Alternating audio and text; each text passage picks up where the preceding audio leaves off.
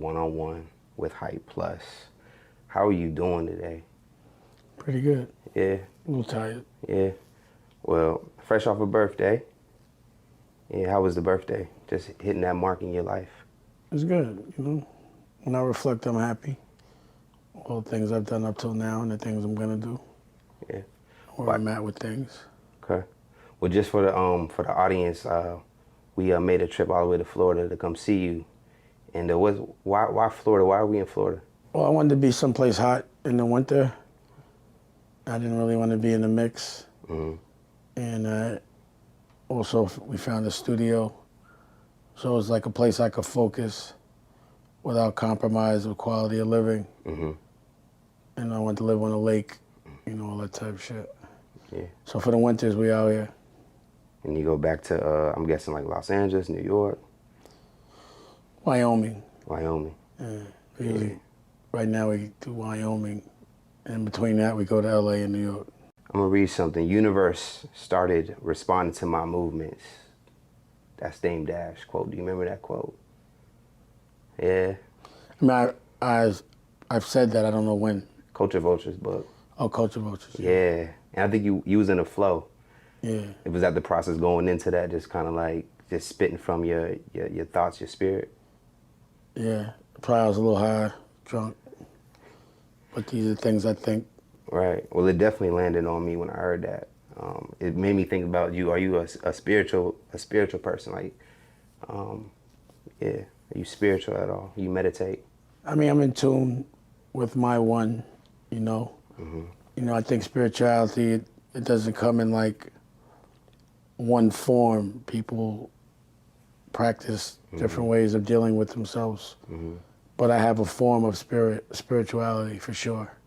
Right. It might not be the traditional sense that everyone else might look at, Okay. but it might be, I don't really know. It's kind of like your own. I just talk to myself. Yeah. I have conversations with myself, and I ask myself how I feel. And I ask myself what's bothering me, Okay. you know. Okay. You know, I reflect a lot. You know, manifestation is like a big thing, but this is something that I believe you've already been on this like for years. I remember a story about you and your Rockefeller team going to mansions that you guys couldn't afford. And did you think that was something that impacted your mind? Like what got you to that mind state in the first place? Yeah, before I get something, I have to visualize it. So I always visualize the best version of what I want, go see how much it costs, and then I need to know how much I gotta make to get it. Yeah. And then I figure out what I gotta do to get that. It's good to know what you want so you know how hard you have to fight. So some people might not understand if they want a big house. It's not only about buying the big house, it's about the bills that come with it. So you gotta actually look at how much that big house is gonna cost, and how much it's gonna cost monthly, and what you gotta do to make exactly that amount so that your conversation with people, if it's not a dream or the cost of what your dream costs conversation, then we ain't got nothing to talk about. So if I'm supposed to be getting paid, you know, my bills for this house are $50,000 a month, and somebody's talking to me about $10,000 a month, then I need to have a different conversation, and that conversation can be had. I just have to find where to have that conversation and who to have that conversation with and what I gotta do. So you always have to be able to visualize it, and it's important to keep people away or not to listen to people that try to fuck that visual up. Negativity can kill a dream. It does kill a dream because you can do anything. But if you're dreaming and someone tells you the worst part about that dream or why you probably can't do it, it might make you stop dreaming. 9 times out of 10, it does.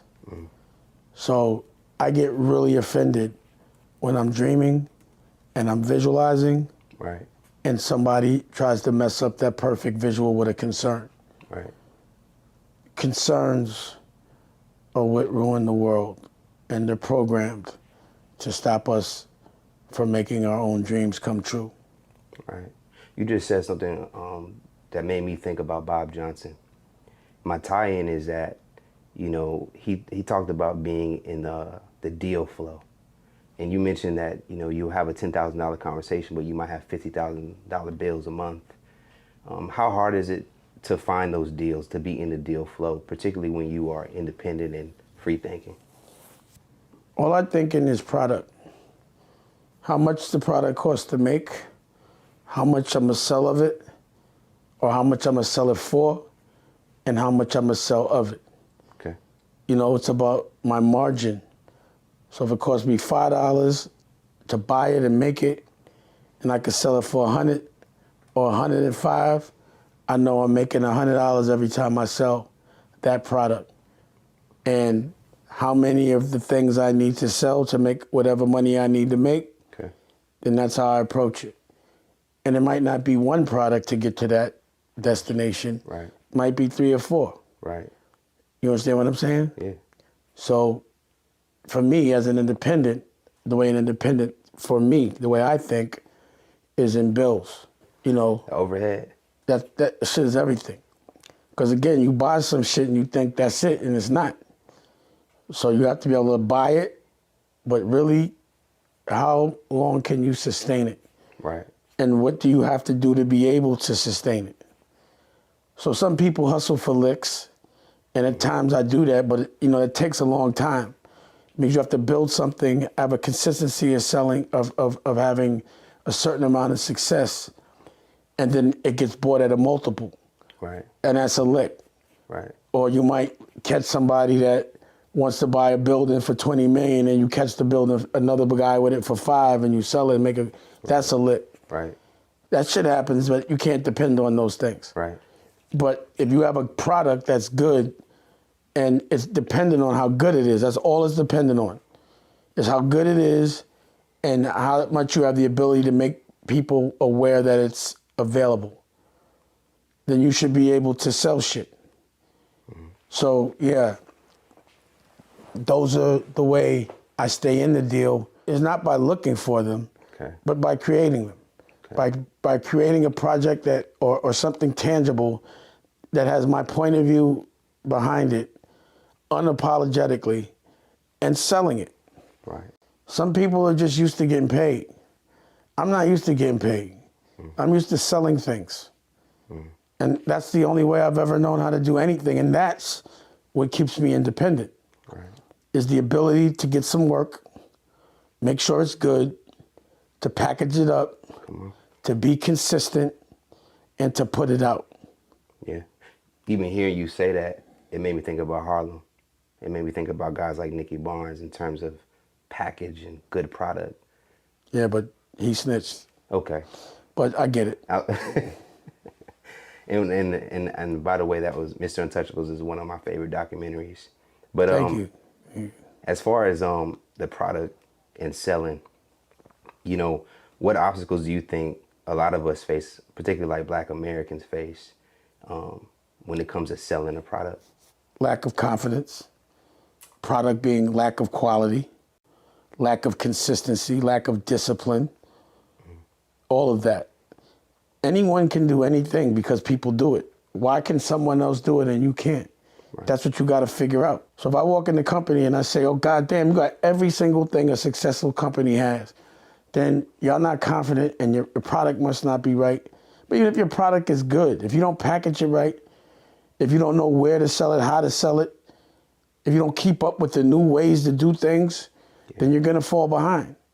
It's about the person. It's subject to the individual and how hard they want to work or how lazy they are, how hard they don't want to work. It's about how tired you will be before you quit. Some people stop and they're not even tired. I'm not stopping till I pass out. Got you. You don't get any concern about that? Just Yeah, I fucking do. Yeah. I be trying to, like, because your body starts breaking down. Right. So I do strategically make sure I get my sleep. And if people around me aren't aware of the fact that I need rest, I make them aware. Yeah. That when you saw what happened with Jamie Foxx, did that kind of like at least self-reflect like you do? Like maybe I need to. I don't know what happened there. The jury is out. That's true. That's a mystery to me, and I hope he's all right. That's true. But I'm curious to know what's going on there. Yeah. I hope he's okay. Yeah. Harlem 1980s, that was the time you was coming up as a young man. Now, as far as you just mentioned, we just mentioned Nikki Barnes and the whole thing of snitching. That has come back to the forefront, and snitching has been a thing that our culture does not rock with. And you just now was like, nah. What is the definition of snitching from Dame Dash? Like just like from an OG standpoint. When you commit to doing things with your friends, and when you get busted, you tell on your friends so you don't have to do the time. So I don't consider a civilian that tells the police a snitch. Mm-hmm. But someone that commits to that life, if you're telling to not have to put in some degree of work, yeah, or so that you don't have to go to jail, and you've signed on to that life, you're a rat bastard. Yeah. If you sign on, you're a rat. And that was kind of this. Go ahead. I'm sorry. No, you. That was kind of the story within Paid in Full. Like there was some snitching that took place at the end. Paid in Full, Honor Up. Yeah, Paid in Full. Yeah. Yeah. You know, the problem with Paid in Full is, you know, even though I was there, it's not my story. Okay. So it's hard for me to speak freely on how I felt about it because, you know, it's kind of none of my business.